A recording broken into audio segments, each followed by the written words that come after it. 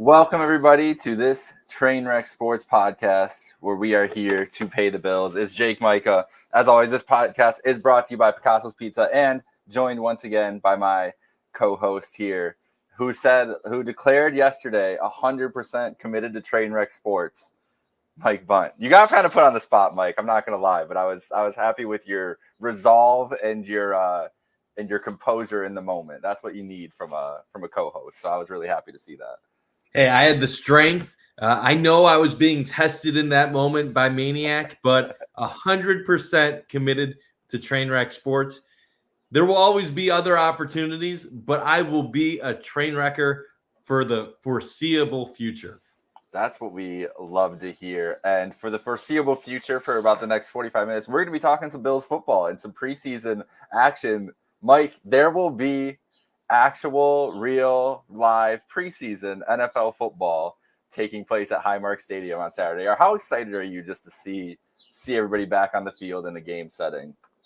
Oh, I'm pumped. It's always great to see actual games. I know it doesn't count in the standings and that we're going to see a lot of backups, but you know what? It's always fun to be at the stadium, be part of a nice crowd and watch real live reps. So I'm excited to be there on Saturday afternoon. To see the Bills take on maybe Caleb Williams and Rome Odunze. Yeah, it's definitely a high-profile matchup in week one of the preseason if we do get to see those two top picks. Obviously, the number 1 pick in the draft, Caleb Williams, the number 9 overall pick, Rome Odunze for the Bears. It'll be the NFL Network game at noon on Saturday, so all eyes, whoever's watching their preseason football, most of the eyes of the country will be on Bills Bears, so that's pretty exciting too. We've got a lot to get to today. We're going to kind of go through just what we're looking out for when these games actually start, and specifically on Saturday, like what we're going to try to keep an eye on throughout the whole matchup. And then we both brought our rosters, and I wanted to put something down out in the world for a roster projection to see how close or how off I am. I know it's only a couple guys that you could really be off by with this Bills roster. It's not like it's going to be a huge surprise when we see the 53-man, but let's see where we're at. And I know you've got yours as well. But as always, this show brought to you by Picassos Pizza. You can get your Picassos Pizza shipped nationwide. Visit picassospizza.net.com and go get that. I'm going to get some ordered up for the season, get it ready for my Sundays and everything else. But let's get into the show, Mike. We got the game Saturday, as we were talking about. The Chicago Bears are coming to town to play the Bills. What is the biggest thing you're looking for on the field? It could be offense, could be defense, it can be anything. It could be, is Bobby Babich calling plays? Like, what are you looking out for the most Saturday? What are you going to be locked in on for most of the game? Because the fun thing about preseason is, like, yeah, you can just watch the game like a normal game and like see what the score is at the end and everything else, but I feel like for you and me, we're watching like one specific position group or looking to see who's out on the field at specific times, whether it's in the first quarter, second quarter, or, you know, you see someone in the second half, you're like, oh man, like I thought they would get some time earlier in this game, things of that nature. So what's the biggest thing you're looking for? So I'm kind of looking at all the position battles going on. There's not a ton of starter jobs on the line, but if you're going to start out with guys that are going to get minutes, if DeMar Hamlin plays, how does he look getting the start? Will he be able to basically win this job before Mike Edwards and Cole Bishop even return? Or is he going to struggle? And then we're still going to be talking about safety for the upcoming weeks. I'm excited about a lot of the fringe position battles. Does a guy like Tyrell Shavers make a case to make this roster? A Zach Davidson at tight end. We've heard a lot about Kyer Elam having a tremendous camp. Can he continue it into the preseason? Guys like Ingram, who some people have been saying he has a case to make the team. And a lot of the fringe guys, people like KJ Hamler, Chase Claypool. Is Quinton Morris a lock for this roster? We'll find out. And there's some other people to obviously pay attention to as well. But I'm going to be paying attention a lot to those battles going on. And then if I want to be honest, the thing I'm really interested in is how are these new receivers going to look on the field on Saturday? We're probably not going to see a bunch of guys like Khalil Shakir and Curtis Samuel, but we'll Keon Coleman get minutes? And if he does get some reps, how does he look in those limited reps? And how will some of these other receivers that are new to the team, like Mac Hollins and Marquez Valdez-Scantling, how will they all look? So there's a lot to pay attention to, and I'm excited to see how it looks on Saturday afternoon. Yeah, that jumping onto your wide receiver point, I'm not as concerned about Coleman or Samuel or Shakir. We know those guys, even Hollins, like we know where those guys are going to be on the roster playing pretty much safe going into the season. The 5th and 6th spot, though, I feel like are completely wide open depending on who you're talking to and who you like and where you're at. I feel like Claypool's probably dropped off a little bit with his injury. Isabella, we don't know the status of his injury from yesterday, I don't think yet, right? That he got walked off the field. I don't think we got an update there. But as you mentioned, Hamler, MVS has had a really up and down camp. Shavers has been a guy, I mean, going back to even before training camp started, Brandon Beane talking him up in the post-draft press conference, and he's had a pretty impressive camp. We got Justin Shorter, he's been injured part of this camp too. But that 5th and 6th spot is really competitive, and I still feel like one of those guys could get a role and play meaningful snaps this entire season if they get this role. Like this 5th and 6th spot at the wide receiver position feels really important to me, honestly, because like Mac Hollins he's going to make the roster probably just for the chemistry he's built with Josh, and they obviously talked with the teammate and the contract he got and everything.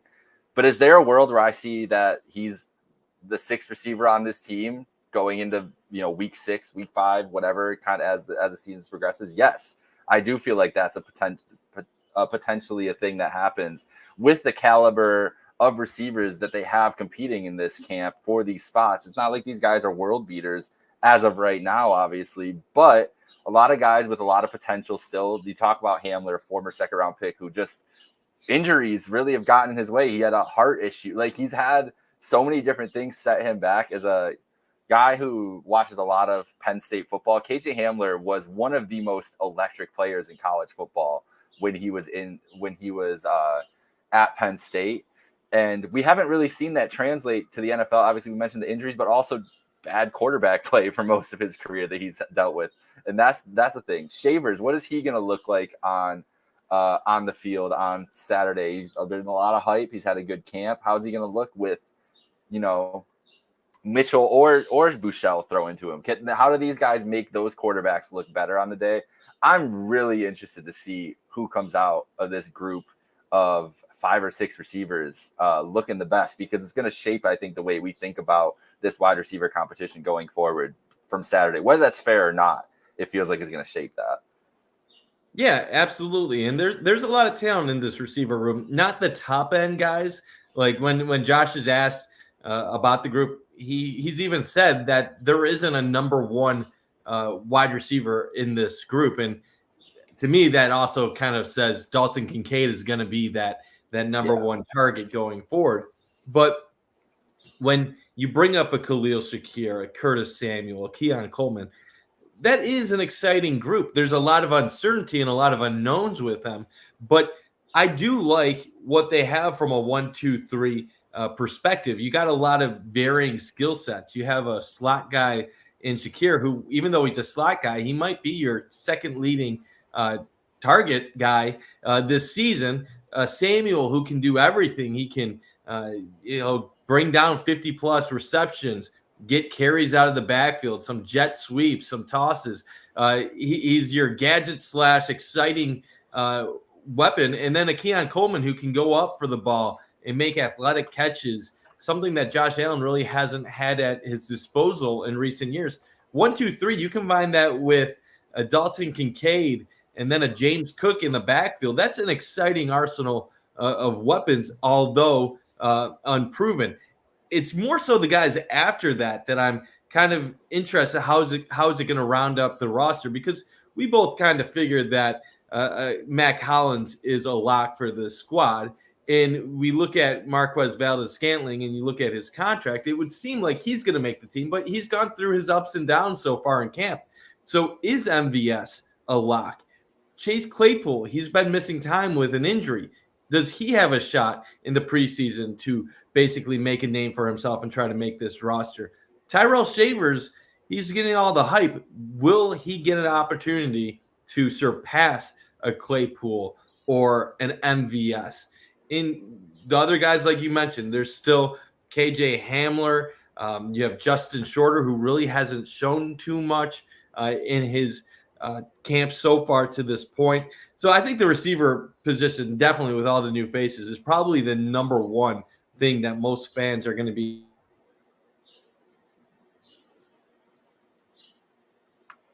Oh, we got Mike frozen here. I didn't know if it was me or him. He was on a great point, but I am very interested there. I really am. We'll see what happens Saturday. We'll see what happens with that Saturday. There's another matchup I want to get into on Saturday. We'll see if we get Mike back here. Oh, Mike, you back? I am back. I don't know how long I was gone. You were gone for like 15 seconds. You're right in the middle of your point there. But yeah, when you look at the starters in this game, that's not going to be the big thing, because you're not going to have Josh Allen out there much. You're going to have more Mitch Trubisky and then Buechele as the third quarterback.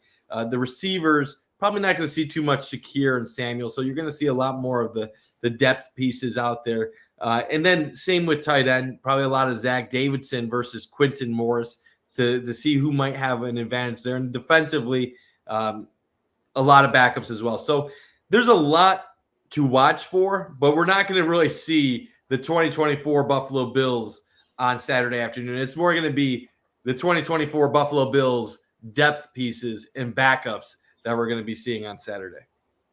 Yeah, for sure. Let's move on from the offensive side of the ball. And you're mentioning depth pieces, and I'm going to switch completely on you and talk about guys who will be playing probably a lot this year. But I want to know if you're interested in seeing this at all, because I truly have no idea what we're going to see Saturday.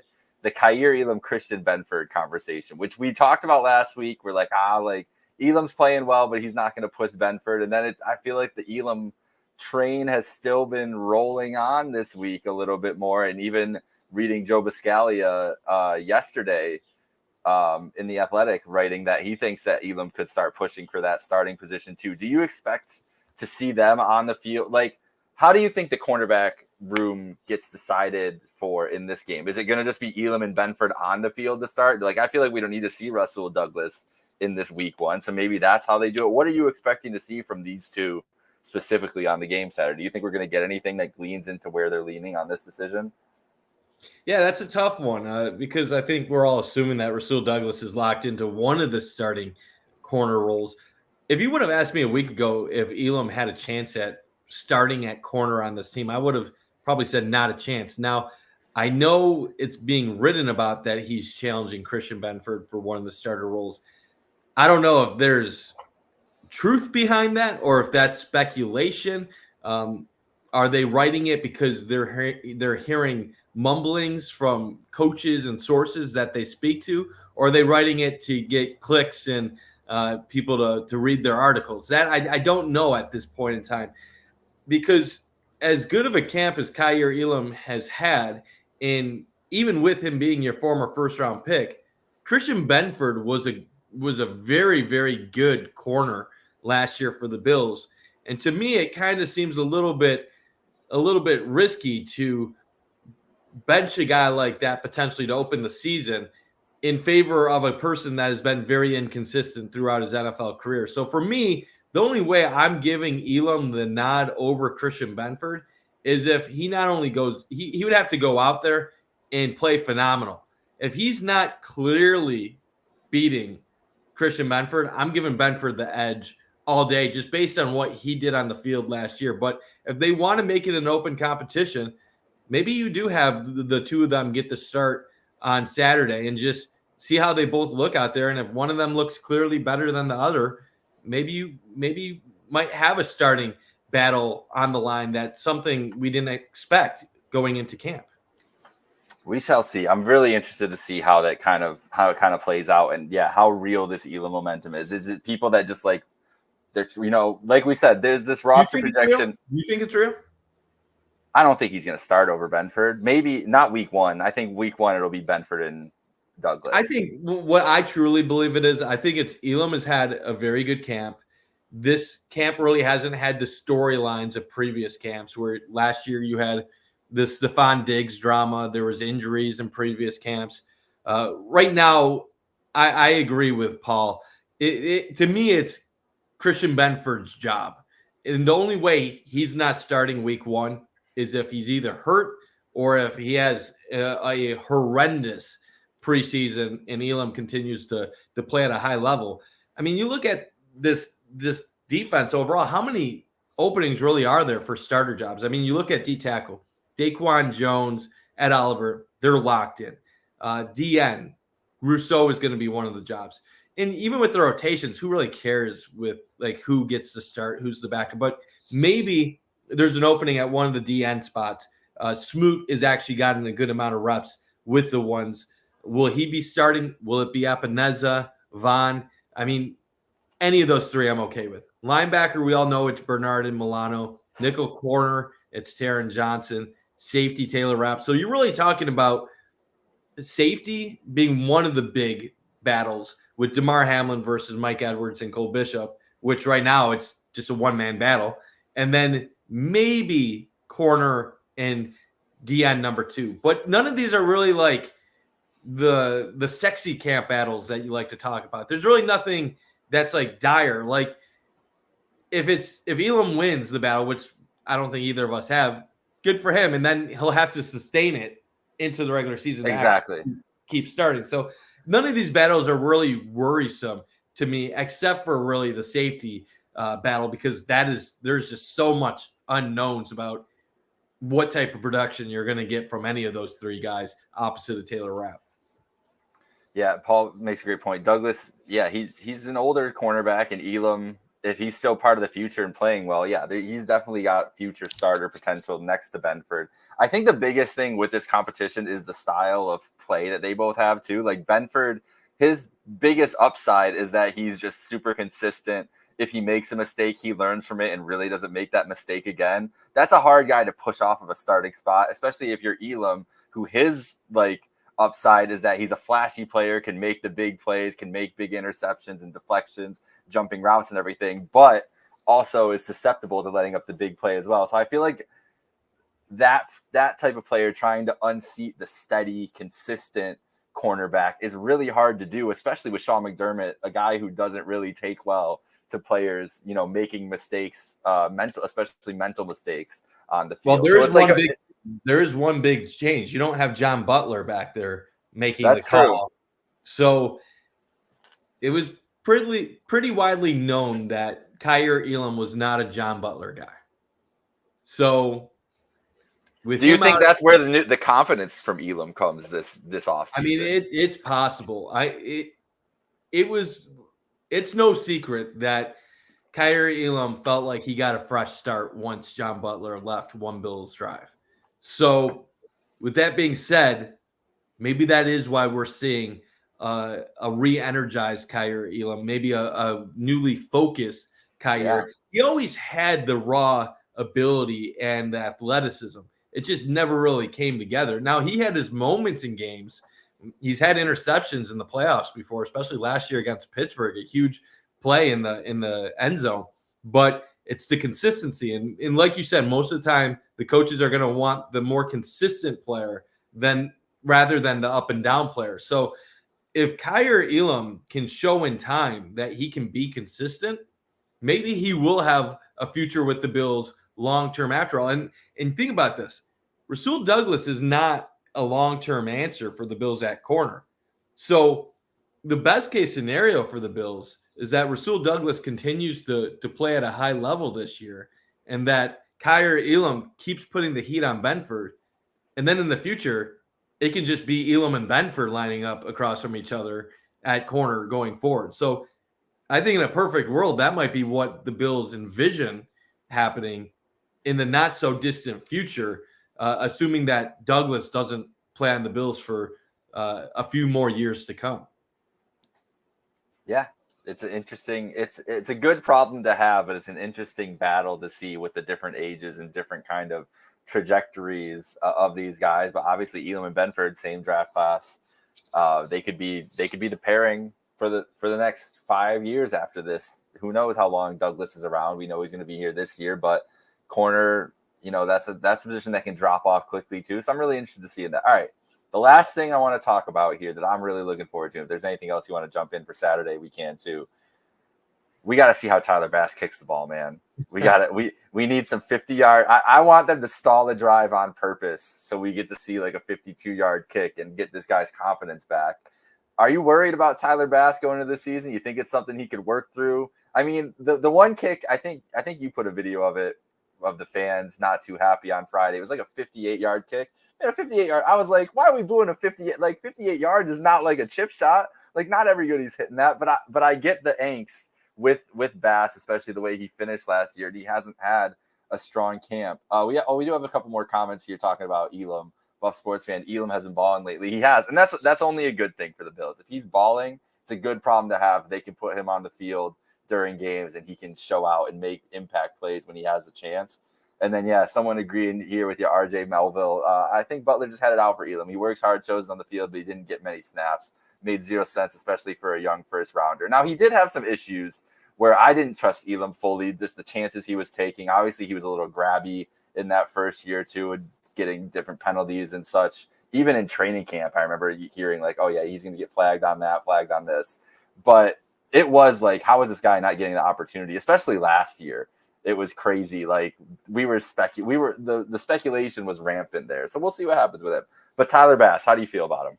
Yeah, I'll give my Tyler Bass opinion in just 1 second. I want to thank RJ, Paul, Buff Sports Fan, Bills Mafia 24, and WNY College Basketball Fan for commenting. It's been a nice start to get some engagement early in the show. RJ, actually, me and him go way back to when I was at Cover One. He's always been a good fan of our content. So appreciate you, RJ, commenting, and Steve as well right now saying not being able to go to camp. I am absolutely looking forward to seeing Solomon. That's going to be an interesting guy. He's been playing very well of late. But talking about Tyler Bass, as your original question, I think there's reasons to be concerned, but I'm not at that panic level right now. A lot of people took my tweet a little bit too far on Friday. It was a 58-yard field goal, very difficult kick. I think where the angst of the fans comes from is that Bass had his struggles to end last season, and then he misses a critical kick to potentially force overtime in a playoff game against your huge rival. And then first time back at the stadium for the fans, the 58-yard field goal was the first of the kicks that he had that night. So they were doing a 2-minute drill end of game situation, and the offense only got the ball to like the 41, 42. And the kick was to either take the lead going to halftime or win the game in the final seconds. So it was kind of one of those like clutch, like pressure tense moments. And when he kicked it, it wasn't that he missed it. Like this was like a shanker, low left line drive. It was an all around ugly kick.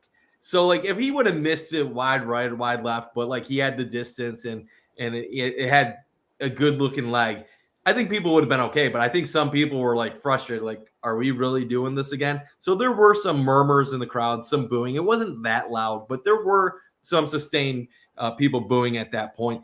He ended up kicking a bunch more later on in non-situational settings and made every single one. He made a 51-yarder later in practice. He made a bunch that were shorter than that. So I'm not overly concerned about Bass. During his 4 years in Buffalo, I think he went from 82 to 87, 87 to 82%. So for his career, he's around 84, 85%. That is not bad. He's been, for the most part, a decent kicker in the NFL. He's had some years where he was near the better part of the league, and then last year, obviously, among the lesser kickers in the league. When you miss one or two kicks, that's the difference between being 82% versus 90% in the season. So, and a lot of that could be, are you kicking longer ones? Or are you kicking shorter ones? My thought is, as long as you're kicking in Buffalo, you're going to have kickers that struggle. You could get the best kickers in the league.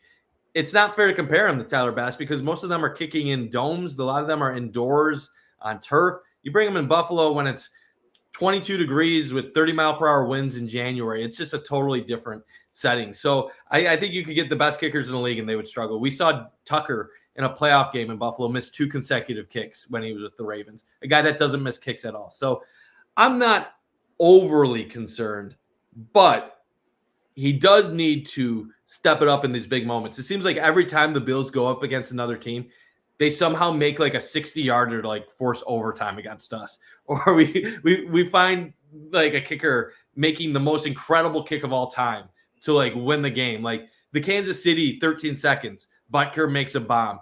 The Philadelphia kick last year, bomb in like cold weather in the wind. It's just Buffalo luck. But I before say it was an awful miss, RJ. There's no denying it. Like the ugliness of it was a bigger factor than anything else with the reaction from the crowd. And then Paul right here, do the Bills need Bass this season, or will every possession on the far side of the 50 end up in a touchdown? Who knows? Maybe they don't need Bass this year. If they score touchdowns every drive, who cares who the kicker is? Exactly. But and then one more from Steve here. Bass used to kick a little fade. Last year he was kicking some wicked slices, almost like a golf ball. I do think there were some mental things going on with Bass, because I've talked to him before about what he goes through with his kicking motion. And he said, as long as you do everything the right way, you're not even worried about missing it. You just go through your routine and then you trust it.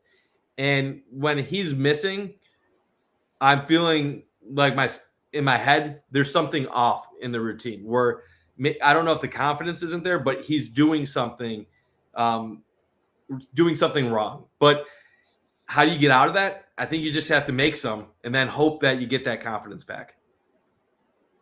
Yeah, and our guy RJ mentioned that too, the fact that he missed it that bad situationally, but hit it perfectly when they did the field goal drill, mental block. It's something like that as you're on to. It is hard.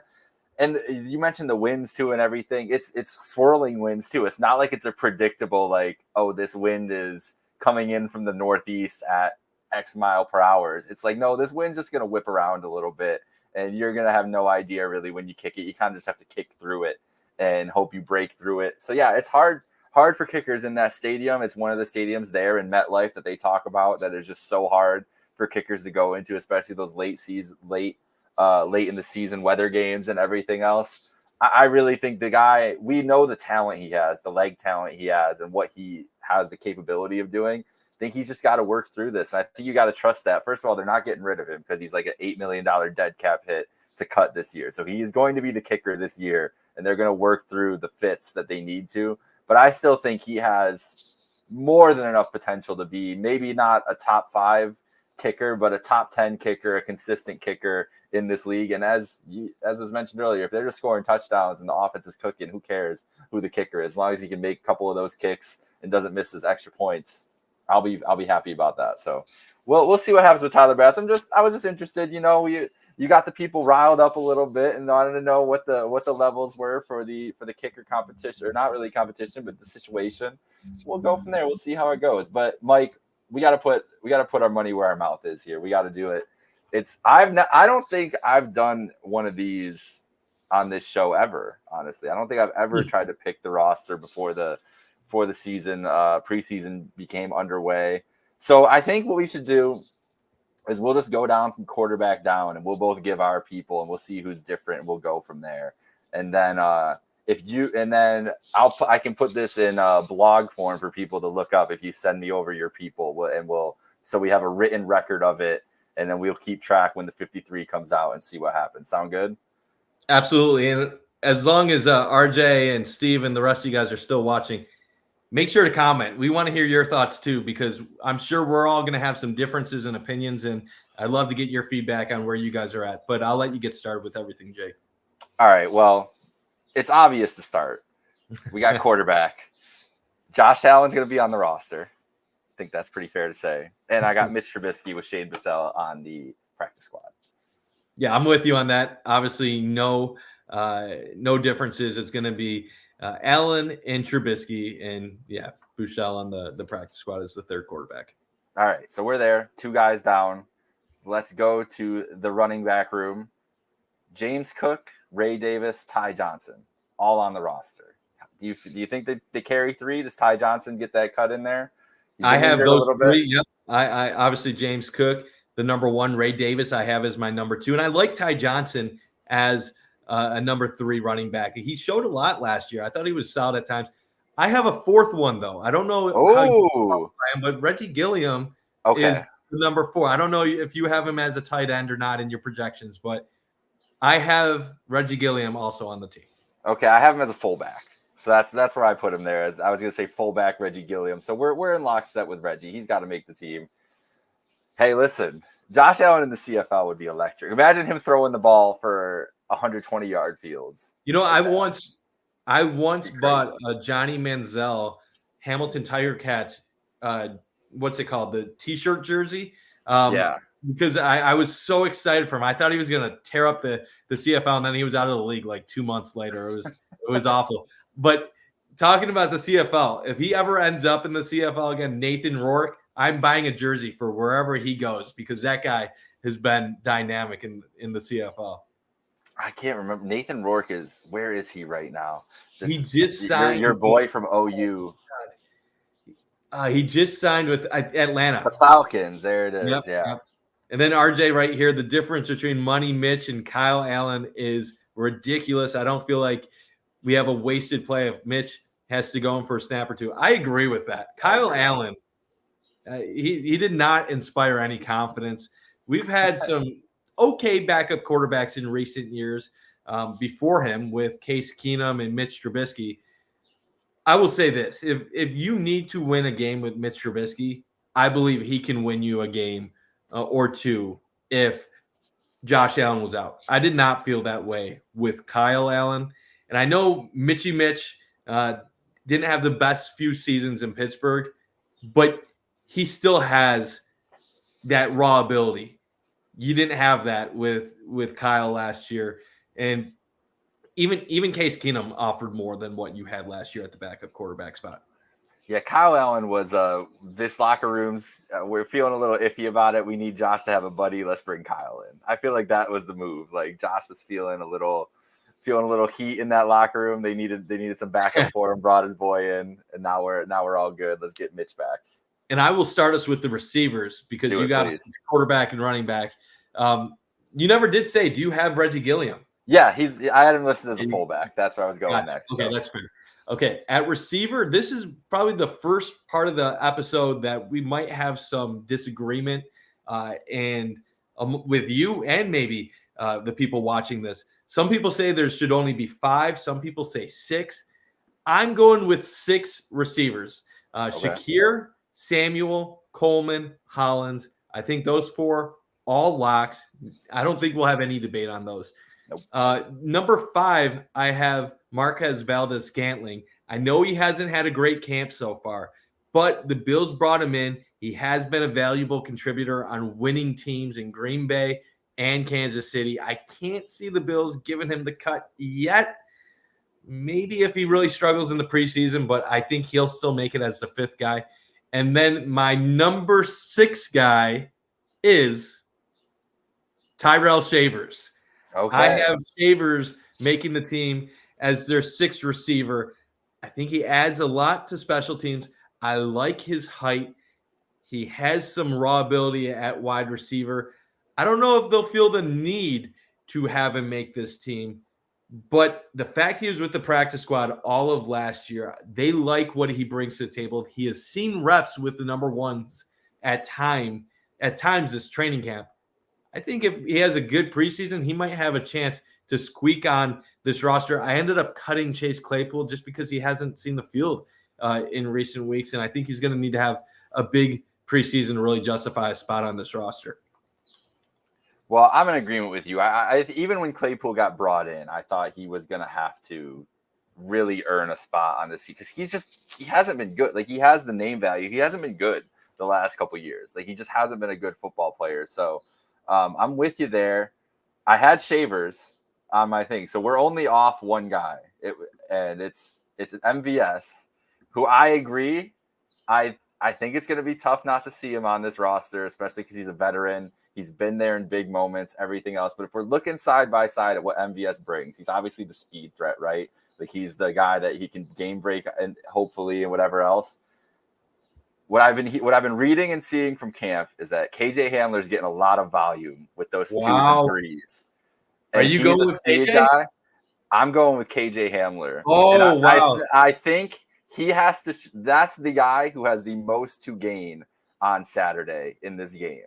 I think that if KJ Hamler comes out and is like easily the best receiver on the field, all of a sudden we're hearing about him getting snaps with the ones next week and getting some time with Josh Allen and seeing how that goes for a Valdez-Scantling. Do I think it? I'd say it's like a 40% chance, 40, 35. I'm not going to say that this is the more likely option, but I had to go out on a limb somewhere on this. I said, like, we're going to be wrong somewhere on here.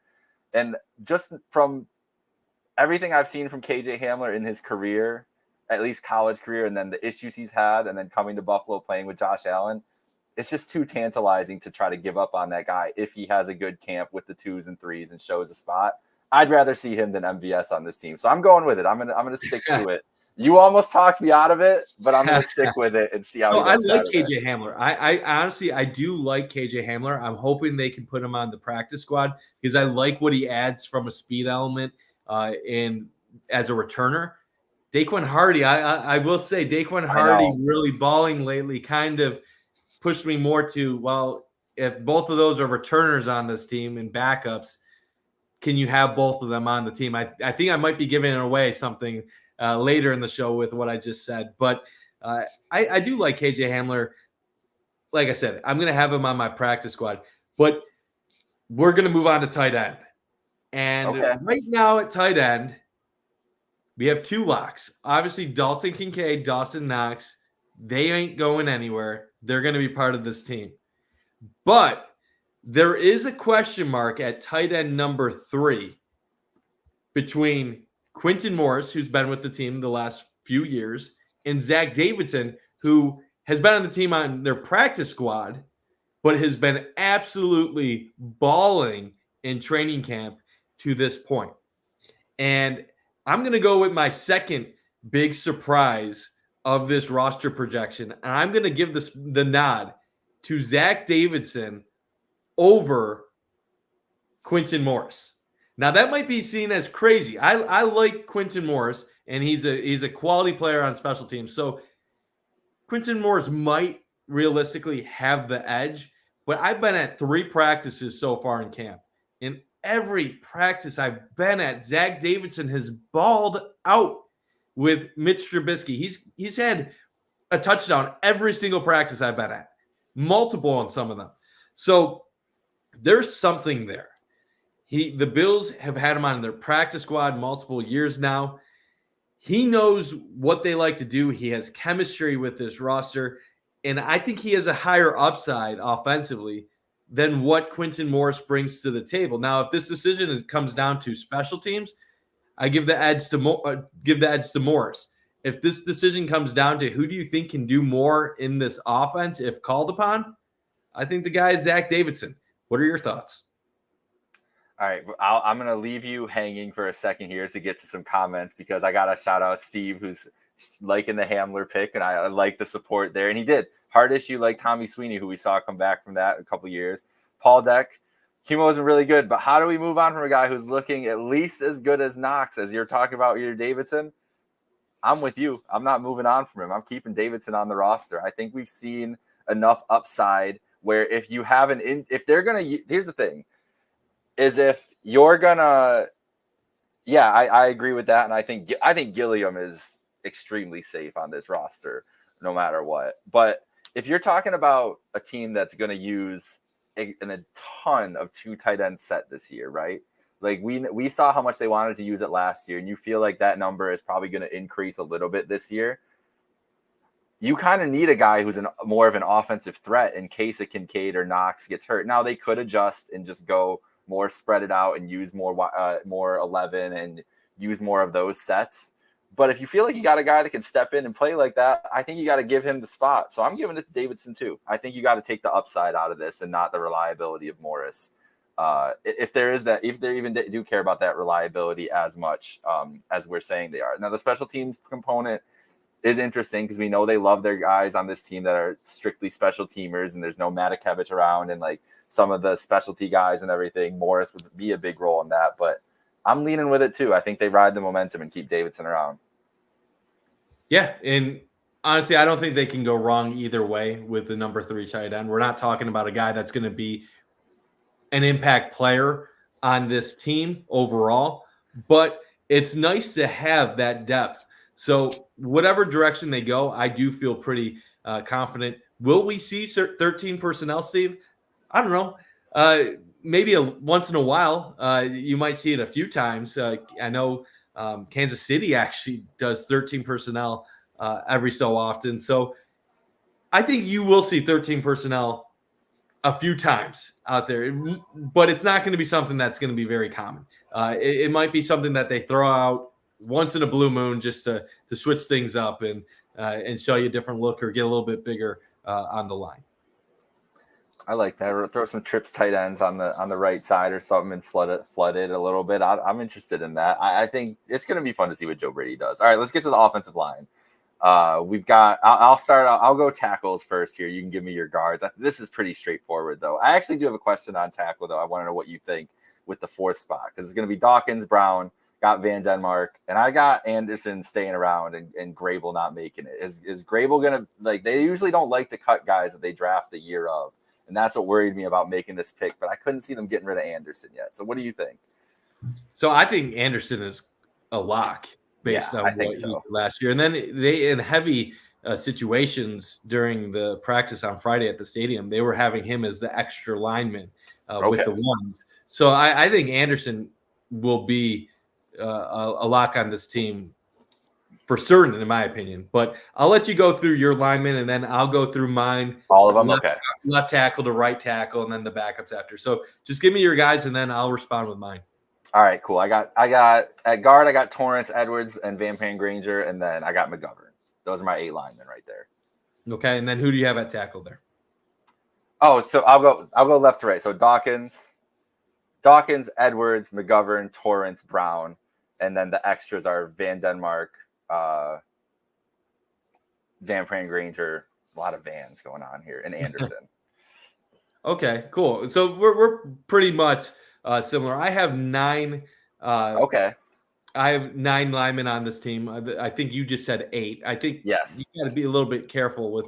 I think you need to have an extra one on top of that. I have the same 8 you have. Obviously, Dawkins as your starting left tackle, David Edwards at left guard, Connor McGovern center, Osiris Torrance at right guard, and then Spencer Brown at right tackle as your starters. I think Alec Anderson is your next top lineman at that part with Ryan Van Denmark, them being basically your 6-7 in the O-line room. In number 8, I would have I have Lyle Collins making this team.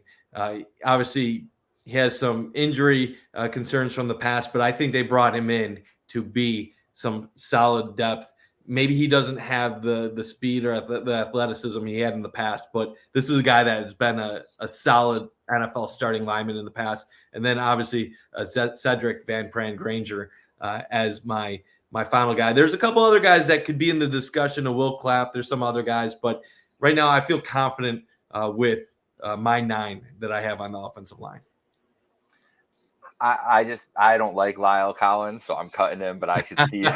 I could see it happening. I do. So I don't mind that pick. But that's interesting because that means I got an extra defender on this team, and you do not have an extra defender there. So we'll see where I threw an extra in there on this position. Do you want to give me your I'll get it started. Yeah, I'll get it started. Do you want to go with the big boys or do you want to go with the skill people first? Let's go the big boys. I love the trenches. All right, we'll go in the trenches first. We'll keep the D ends and the D tackles separate here, just because we're gonna have a good amount on each. Garage. There's a lot of people that like Garage, but you're not going to see me get on the Richard Garage bandwagon at this point yet. I have to see him show it before I can really believe it. I know there's certain people fans. I'll go DN right now. I have 5 DNs on this roster, obviously starting with Gregory Rousseau, as who I believe the top defensive end on this team. And what a good first round pick a few years ago that ended up becoming. A lot of unknown to a lot of Bills fans at that point in time, but has really developed into one of the better defensive ends in the league. Then I will go AJ Epineza. Obviously, he's a no doubter after signing a contract extension. Von Miller, also a no doubter, and I think there's finally some confidence that we're going to see him reemerge this season. I think the talk about 10 sacks is a little crazy, to be honest with you, but I could see him being a 5 to 7 sack guy this upcoming season. And then you got Smoot, who coming from Jacksonville in the past, he's going to be a contributor, a name that fans should probably be paying attention to, and has had chances with the ones in practice. And then my 5th defensive end, there's a lot of different guys that you could go here. You have guys like Kingsley Jonathan that have been part of this past. There's Casey Toohill, who the Bills have brought in, who has experience in Washington. But I'm going to go with Javon Solomon because he has had a solid camp. He was one of the top sack producers in college football the last 3 years at Troy in the Sun Belt. And I think he has, I don't want to say a little bit of an it factor, but I think this guy might be one of those under the radar late round picks that might end up contributing at a decent level in his NFL career. Don't want to put too many expectations on him as a rookie, but it seems like the Bills think highly of him early on. We had the same defensive ends, same exact grouping there. Was very excited to see when they picked Solomon, to see the pedigree that he had and just like that type of guy on this team. And yeah, like you said, you've seen him at camp. Everything I've read from camp is that he's popped and made flash plays damn near every day. I want to see that guy on the roster. And it was really hard to cut a guy like Kingsley Jonathan, who I think would probably stick around on the practice squad if they can and keep him around. That it seems like they've loved him and loved having him around. But that feels like the group, especially with Smoot there getting, like you said, getting time with the ones. I was wondering what his role would be coming into camp. And it's clear that they want to have him as a key depth piece there and keep that rotation going, and he's going to be a part of that. So we're in the same group there for the DNs. Get us a sack projection for Rousseau. How many does he get this year? I'll say 10.5. 10.5. I think 10.5. I can't get to 12. Sorry, RJ, but I'll go to 10.5. You know what I love about RJ? In me and him a lot of times have differing opinions, but I can always see the logic behind what he's saying. Me with Rousseau, I'm going to go 8.5, but I wouldn't be surprised if he got to 12 or double digits. The thing that I struggle with Rousseau is I think he's more of a cleaner upper where he cleans up the backfield. I don't really think he's a Von Miller type where he's going to be explosive off the edge and get to the quarterback, be the first guy at the quarterback taking him down. I think he's a lot of times, even watching him in college, he had a 14, 15 sack season at Miami, where a lot of times it was quarterbacks moving up in the pocket or moving out to the side. He just does such a good job with containment and knowing where to be and staying in his spots that he does end up accumulating a lot of sacks. I would love to see him get 12. If he gets 12 sacks, unbelievable. And then Steve Noble here, having Von around is so beneficial for these young guys. Completely agree. I mean, think about the evolution we've seen under by Epineza and Rousseau the last few years since Von Miller has come to Buffalo. I think a lot of that can be basically contributed to having Von around. And then Buy Stocks has the Bills at 12-5. Okay. I love that. And last thing from Steve here before we continue with the D tackles. Epineza to 10 sacks this year. What do you think about that, Jake? I like that. I could see that. Epineza in getting more reps. If he can get closer to 50% compared to what he was seeing in the past, I could definitely see Epineza being a double-digit sack guy. Yeah, if I'm giving Rousseau 10.5, I would give Epineza like 9. I feel like they're going to be very close in that, and you can kind of decide which one you want to have more sacks depending on that, that difference. to cross over sports to crossing swords, it was kind of similar to the goal projections you and Carson had for Paterka and Quinn, where it's like, okay, we both think they're going to score the same, like around the same amount of goals, but we're going to pick one guy over the other. That's how I feel about Epineza and Rousseau sacks this year, where you can't go wrong with either guy, but I expect them to be near double digits and both very effective this year. I'm really excited about those guys. And we're going to move to the D tackles right now. Paul, maybe just try to adjust your settings right now in the chat. Sometimes it can be a little funky with stuff because obviously Steve has had quite a few comments, so I'm not sure why you're seeing it right now. So I apologize about that. But Jake, I'll let you take over. How does your D tackle room look like right now? This is pretty straightforward, I feel like. We got Ed Oliver, got Daquan Jones, Dwayne Carter's not going anywhere, the 3rd-round pick, and Austin Johnson they brought in on a nice little deal. I think that's the group right there.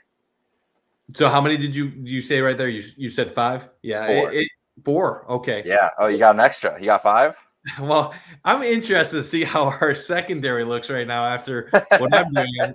Or maybe I just counted awful and I'm way off. Right now, I have 5 D tackles. I obviously have Ed Oliver, Daquan Jones. There's no denying those two. Then I have Dwayne Carter, Austin Johnson, and Deshaun Williams. And with Williams, I have him making it because I obviously screwed up in my roster projection earlier in the spring, and I completely forgot to mention him. I think Williams has a shot at making this roster. He obviously has some experience and has played quite a bit in the last few years. So maybe I'm wrong, maybe I'm way off, but I felt like I made a mistake in the spring, and I'm making up for it now by having him on my roster. All right, I could see it too. I could see it, and I think I traded off on the D tackle to get some more guys in the back end in the linebacker group. So I took Williams off there, and I think Johnson's more. He's definitely making that roster, but we'll see. Yeah, what I feel like you counted right, Mike. Don't start doubting your counting now. You're probably in a good spot. We'll see what happens here. I'll give you my linebacker, and then you give me the corners after. So let's see where we go there. Yep. I got Bernard and Milano, obviously. Dorian Williams, Balin Spector, Nick Morrow. Got 5 of them. That's what I'm leaving with. I am so ready for your corner room based on right now. And I maybe I'm just botching this awful poorly, but I have 6 linebackers. So I don't know. I'm one-upping you on several of these. I have a hefty secondary. You have to have a heavy defensive back room right now. I got 6 linebackers. Obviously, you got Matt Milano, Terrell Bernard. Those are my top 2 right there. Then I'm going to go Dorian Williams as the 3rd linebacker. I think he's the first guy that comes on the field if someone is hurt or different formations. Balin Spector I have making the team right now. And then I have Nicholas Morrow and Deion Jones wrapping it up. So could there be 5? Absolutely, there could be 5. I could be overdoing this at this moment. But Morrow and Jones provide veteran experience at backup spots, which you can get upside for a fairly cheap price. That's why I like both of those guys on this squad. And then when you look at Dorian Williams, I think he's being groomed to be an eventual starter at linebacker opposite of Terrell Bernard. And Balin Spector, I like him as a backup. He has some similar athletic traits to both Bernard and Williams, but is a little bit behind them as far as his play on the field. So I'm going to go with 6. Like I said, maybe I'm crazy, but that's what I'm going with right now at this point in time.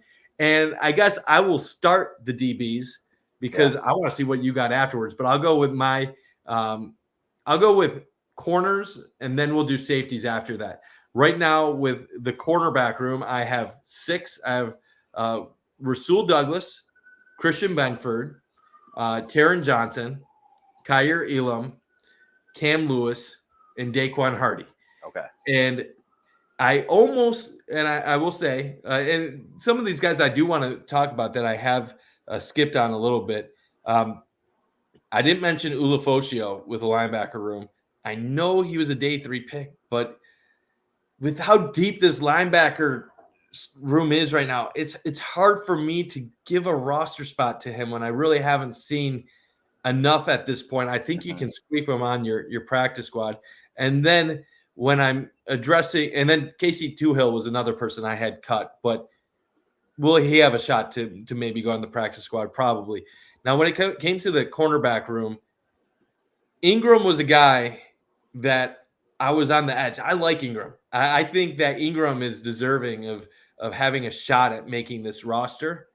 But if you need to send him down to the practice squad, I think you can. And if you can't, you could probably bring up somebody else that is similar to what Ingram brings to the table. Now, with the 6 guys I have making the roster right now at corner, Douglas, Benford, Johnson, Elam, they're all locks. So those 4 are all locks on this team. And with Lewis, Cam Lewis has been very solid with the Bills. He's a Bills culture guy. I can't see them moving on from him. Daquan Hardy, I know he's a late round pick, but he's been really impressive the last week during practice. He's had multiple interceptions. And then you add in the fact he's a dynamic return man. I think that just puts him over the edge. I think he could be the Bills' starting returner to open the season, and obviously a depth piece as a backup nickel corner on this team. He was an amazing returner in his whole career at Penn State. I think that's a role. I think that's at least 50% of the reason they drafted him was to see what he could do as a returner in camp, and with this new kickoff return and everything, wanting options at those guys. It's probably the reason they brought in Hamler too, was to see what they could have at that competition and with some dynamic guys. We have the same room, except I have Ingram. I have Ingram staying around. I went heavy on the secondary for this projection because of the question with the injuries going on right now and who's going to make it. What are the status of the guys going into week 1? Are they going to be on the IR right away? Because if it's last year, there were people's roster projections got all thrown off by the different guys that got put on IR and everything. So I'm considering that everybody is going to go in at least a little healthy, but might not play week 1. So I went heavy on the secondary. So kept Ingram around, have Lewis in there too. And then I think, as you said, Ingram might be a guy where if they feel good about Bishop and Edwards, that he gets cut and put on the practice squad and they bring in one of those defensive linemen. I think if I had to make a switch here at all on this projection, it would be Ingram for Deshaun Williams that you were mentioning earlier. But I'm sticking with it here. I think they go heavy on the secondary with just the uncertainty of the injury situation and everything right now, and keep those 7 corner. I had Cam Lewis listed as a safety here too, which he's going to be interchangeable anyways. But 7 corners, 6 corners, 5 safeties, whatever it is, that's what I ended up with. And let's finish with the safeties, and then we can always talk about our punter, kicker, long snapper, which I don't think we're going to have much debate on that. But let's talk about the safety room, and then before we wrap up the show, we'll talk about our guys that were basically our last few on the roster versus the guys that were our last few cuts, because I think that's a really important discussion to be had. Because yes, we're naming our 53 players, but there is probably a handful of 5 to 8 guys that are on that battling for those final spots right now. So I'll go my safety room. Right now I have 4. Taylor Rapp as an unquestioned starter. DeMar Hamlin, because he's the only guy competing for a starter role right now. And then Mike Edwards and Cole Bishop. This is going to be where it gets really tricky, because depending on the status of Edwards and Bishop, you might have some IR situations going into the season. It looks like Edwards should be good to come back before the start of the season. It looks like maybe mid-August for him. Who knows with Cole Bishop with his week-to-week designation? Does Kareem Jackson have a shot at making the squad? Right now, it doesn't look like it. He was practicing with the 3s early on. Burgess, does he have a shot? And doesn't look like that either. So a lot of people said they were camp bodies when they were brought in. I didn't like that because I looked at the injury situation. I looked at Kareem Jackson's experience, and I thought maybe that was a little disrespectful for a guy. And would he really sign with a team with very little shot of making a roster? Well, right now it looks like that was indeed the case. So I have 4 safeties, and then I'll wrap up with, like I said, Sam Martin as my punter. He already won that battle. Tyler Bass, he's the only kicker on the Bills roster, so it looks like he's going to have that battle all wrapped up, unless horrendous preseason. Maybe that could lead to something, but none of us want to see that. And then Reed Ferguson, Mr. Raising Cane's advocate himself as the long snapper.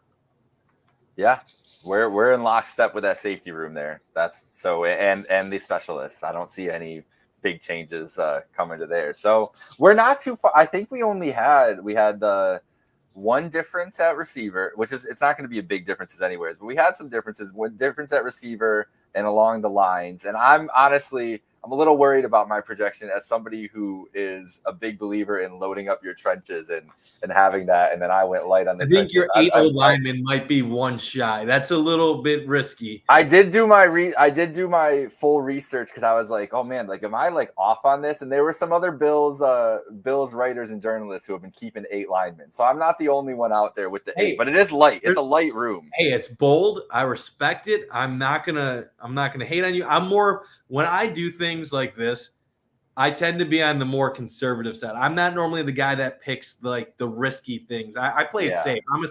I'm a safe guy with this type of stuff. That's why honestly the Shavers and Davidson picks for me, like I'm like my heart's beating a little bit. I'm like, what am I doing here? I'm that's not like me. I don't know, man. Shavers feels like it's not safe, but like if they're gonna take a swing on a receiver, it feels like it's gonna be him. Yeah, I would agree with that. And like you said, the KJ Hamler, that's an interesting one too. I know a lot of people last year loved Andy Isabella. I kind of like KJ Hamler as that like under the radar guy with upside. Both of them former second round picks, but KJ Hamler has actually done something in this league before. Yeah. His rookie year, he showed he can play in the NFL. He's just so much bad luck with injuries and health issues since that point in time. Steve, with the comment, I really thought they could keep Browning because he can kick as well. With the new kick rules, we could see Bass getting trucked. I mean, that the new kickoff rules are going to be interesting to see how things play out. If guys break through that opening line, it's one-on-one with the kicker. Yep. So that will be something to monitor. Having 2 kickers, maybe you will see some teams do that, especially if with the target zone between the 1 and the 20, where you're going to be trying to place kicks in that area. Somebody was mentioning you're going to have to like have some funkier kicking styles at times.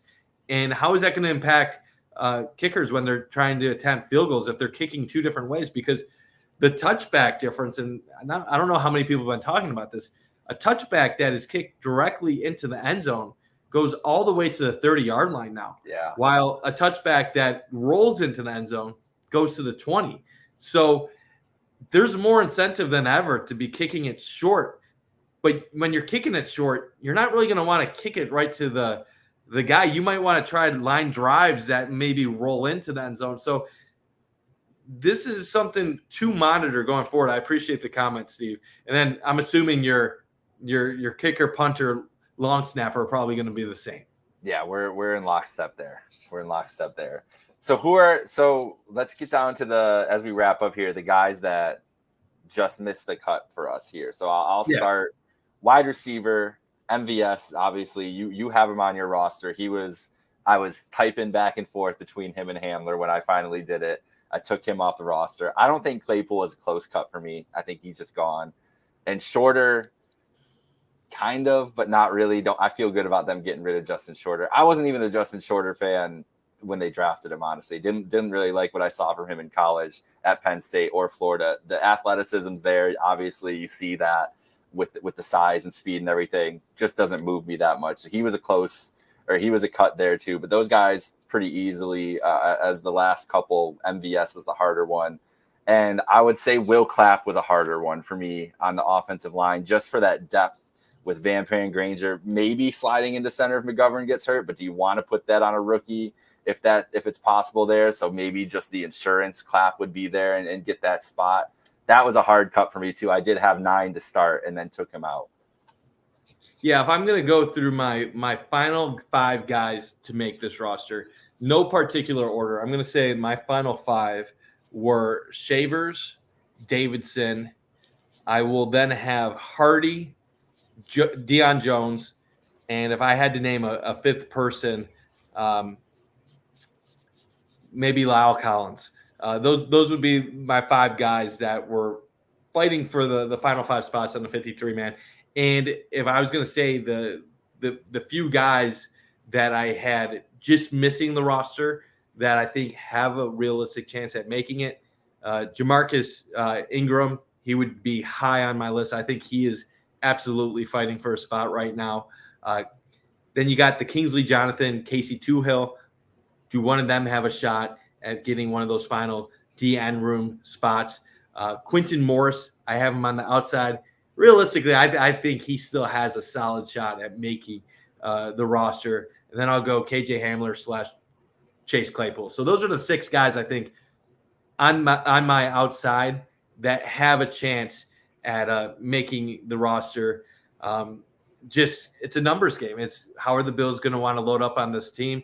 There's some good names right there that I mentioned, guys that have contributed. Like when you're talking about Casey Toohill, he's had a 5-sack season in the NFL. Chase Claypool has had production in the NFL, 50-plus catches multiple times. KJ Hamler, production. Quinton Morris, production. Like, so these are talented guys that might be on the outside looking in. Shorter was a project pick. No, seeing if he could develop, no major needs of value when his pick came up last season. Shorter was absolutely a project pick. At the time they selected him, I liked the pick, but it just has not worked out to this point. I know with project picks, you typically want to give them more time, but with the way this receiver room looks right now, where we're talking about Chase Claypool and KJ Hamler as cuts and potentially, and I already have 6 receivers making the team. Shorter is receiver 9, 10, or 11 at this point in time. Yep. He's not even close to being in the discussion. If you really believe in him, you should have no issue getting him to the practice squad. And it goes even deeper than does he even deserve to have a chance at the roster. Shorter was overdrafted, I think, last year either way. Like, He was never really a 5th-round pick caliber talent, in my opinion. I always thought he was a 7th-round / UDFA type guy. He had talent coming out of high school. He has an athletic body, but he has never really put it all together. In training camp last year, struggled, had a few okay moments in the preseason, then gets hurt.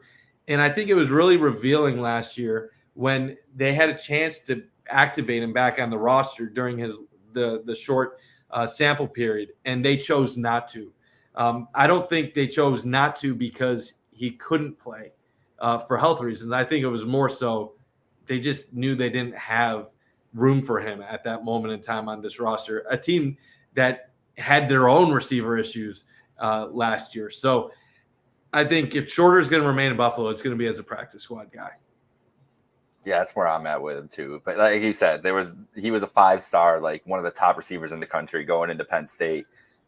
And that's a team who needed receivers, and he transferred out of there. They didn't really miss him, and he didn't really have a major impact at Florida too. It's just a guy who hasn't figured it out. He's an freak athlete, and he's going to get chances because of that, but hasn't worked out yet. I would love to see him on the practice squad because, yeah, like maybe it does click in. But also the body type and guy that they just grabbed that's similar to him is Keon Coleman, and Keon Coleman's getting all those reps, man. Like he's going to be the big body receiver who's going to get every single chance. So I'm not too worried about Justin Shorter. Shorter. Shavers. Like now you have Shavers. Like Shavers is everything that like you probably wanted out of Justin Shorter. Yep. Big athletic guy, helps out on special teams, has shown that he can contribute. And also has the pedigree. Like he's a Bama receiver. He was a high recruit. He didn't play a ton in college because, as you knew, like during that time, Bama is loaded receiver from 2017 to 2021. But this was a guy who was a 4-star recruit and 24th in the country at wide receiver coming out. Like that's a guy that's pretty good. It's not top 5 recruit in the country, 5-star receiver, but that's still pretty good pedigree for Shavers. So it's not like this guy is like out of nowhere small school guy. Like he's clearly been coveted heavily throughout his football career. Yeah, absolutely agree with all of that. So it's one of those things where I hope Shorter some point along the road figures it out. I just don't have a lot of optimism that is going to happen for him. And some people could say, well, Khalil Shakir, it took him a little while to figure things out. He didn't have a very productive rookie year. And then look at what he did year 2. Difference being Khalil Shakir had more of a pedigree coming out of Boise State than what Justin Shorter had coming out of Florida. Khalil Shakir was a 5th-round pick that should have or could have gone in the 3rd or 4th round. Justin Shorter was a 5th-round pick that probably should have been a 6th or 7th-round pick. Yeah. So one gets underdrafted, the other one gets overdrafted, and you really look at what Khalil Shakir did in college, all over the field, inside, outside, wildcat, jet sweeps. He had versatility. He had a wide, broad skill set that he could bring to the table. With Justin Shorter, you were very, I don't want to say limited with what you can do with him, but he doesn't really have a skill set where you feel like you can put him all over the field. And now that you have other players that have that similar skill set and are better at it than Shorter, there really isn't that room for him to go out and earn a spot at this point. Yeah. Couldn't have said it better. So are you excited for Saturday? You ready to get going? You feel locked in? Can't wait. Will you be there? Will you going to be at the game? I will be there. I'll be at both preseason games this year. I love being at Highmark Stadium. Honestly, like, it's my favorite place in the world. I would go to practice there every day if they had open practices throughout camp. It's going to be a lot of fun being at the game on Saturday. I can't wait to see how the guys do. Like I said, it's going to be a lot of Mitch Trubisky, a lot of the backups, but it's going to be just awesome to be back. And hopefully the Bills give us some reasons to be excited, even if it's just watching out for some of these depth position battles like tight end, receiver, cornerback, and backup linebacker and different things like that. Either way, we're going to see some football, and that's something that we all look forward to. Oh, yeah, man. I cannot wait. I will be locked in from my couch here in Chicago, locked into NFL Network watching, and jealous of you being at the game watching the Bears at Buffalo. But it also means that after the game, we'll have our Bundt and 60 recaps. Hey. Those are going to be exclusively on Trainwreck this year. So those have moved from Cover 1 to Trainwreck. So I know we got some fans that like those. Those are going to be on Trainwreck Sports all season long. Instant reactions after every Bills game. All the home games will be live at the stadium, and then the road games, unfortunately, will wherever I end up being for them. But the instant reactions are going to be a lot of fun this year. I can't wait. I'll be locked in, ready for it right after the game on Sunday or Saturday. And excited to see Caleb Williams, too, if we're talking not Bills. Really excited to see. We haven't even talked about that. Like, I know. Like, do you think he's going to play? I think he will. Eberflus said today that he's going to play. He said, okay, I didn't even hear that update, but like, how cool is that? Like, Caleb Williams' first professional game where he's going to actually see some action, not just stand on the sidelines. Buffalo, New York. I can't wait. I saw Caleb Williams last year when USC was playing at Notre Dame. And I should say this really quietly because I don't want this to go on record if it ends up totally tanking. I think Williams and Odunze with more. I think the Bears might be sneaky competitive this year. No. Maybe say it with your chest, bro. They're going to be like winning 8-9 games. I think they're going to be 10-7 and make the playoffs. This is a team who had 7 wins going into week 18 last year with Justin Fields from what we saw from him. I think the Bears are going to be a fun team to watch in the upcoming years. That entire NFC North, when you think about it, you got Love in Green Bay. The Lions are legitimate now. We'll see how things work out with the Vikings with them drafting a rookie quarterback. Yeah. The NFC North, it's a completely different division than what we've seen a few years ago, but I'm excited. I might watch a lot of games on Fox this year when NFC North teams are on TV. I will definitely be locked in to some NFC North football this year. Yeah, even like you said, the Lions obviously bouncing back from their year. The Packers, a lot of darling hype for the Packers. We'll be cautiously optimistic about the Bears together. I'll support you on that. And then the Vikings, whatever, like whoever's at quarterback, they got Justin Jefferson on the field. So I'm locked in every Sunday to see what JJ's doing out there. So fun division. It's going to be good to see. But yeah, we're locked in for the Bills game on Saturday. As we go, Bundt will be there on site. I'll be here covering on Pay the Bills and on Trainwreck Sports, getting you all the highlights up. Maybe a little post game. We'll see what happens Saturday afternoon. That will be at the same time as the gold medal men's basketball game for the Olympics. So we'll see what we're going back and forth, where we're going to end up with that. Exciting. Hopefully that's a Team USA. If it's not Team USA, I ain't going to be locked in, and I won't be up at 4 a.m. for no bronze medal game. But we'll see. Olympic time is fun, but we're almost wrapped up and fully into football seasons, and we paid the bills, Mike. So let's go. Shout out Picassos, our sponsor. Thank you, Mike, for joining again tonight. Thank you, Paul, and thank you to our whole comment section there for joining in. It was a really fun show interacting with you guys. Please come back next Tuesday. We will be here every Tuesday this football season at 7 o'clock, paying the bills. And we'll have some new this will be a new background next week, by the way. You saw we dropped a new logo today. Shout out Donnie Fraunhofer with that. And we got a whole new look coming. I was trying to get it done today, but as I told Mike before, my computer almost broke, and then we got it back just in time for the show. So hopefully next week we'll have some stuff up. But excited to get this season going with you guys. We paid the bills. Have a good night, folks.